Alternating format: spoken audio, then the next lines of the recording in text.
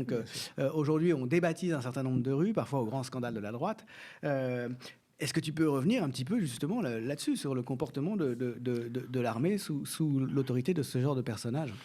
Eh bien, une chose est certaine, c'est que personne ne pourra me reprocher d'avoir cité mes sources, parce qu'en réalité, ceux dont tu as parlé, mais c'est le cas de Montagnac, c'est le cas de Bugeaud, bien sûr, c'est le cas de la Mauricière, c'est le cas de Saint-Arnaud, qui avait fait l'objet d'un magnifique livre de François Maspero.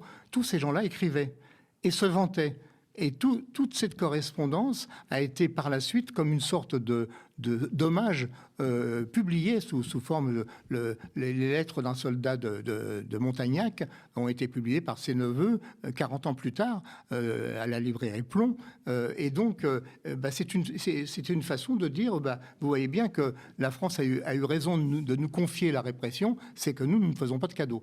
Et là, il y a des descriptions absolument effrayantes aujourd'hui qu'ils sont intrinsèquement, mais qui a été considérés comme des faits de gloire par beaucoup de soldats, des descriptions effrayantes, des razzias. Ils rigolent même, ils disent nos soldats couraient après les moutons qui étaient effrayés, ils les égorgeaient sur place, ils prenaient les bœufs, ils prenaient les céréales et laissaient les fellahs, les paysans algériens mourir de faim.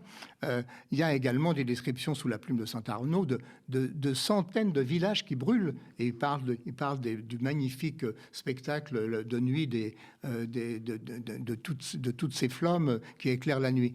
Donc tout ça c'est référencé par les acteurs eux-mêmes.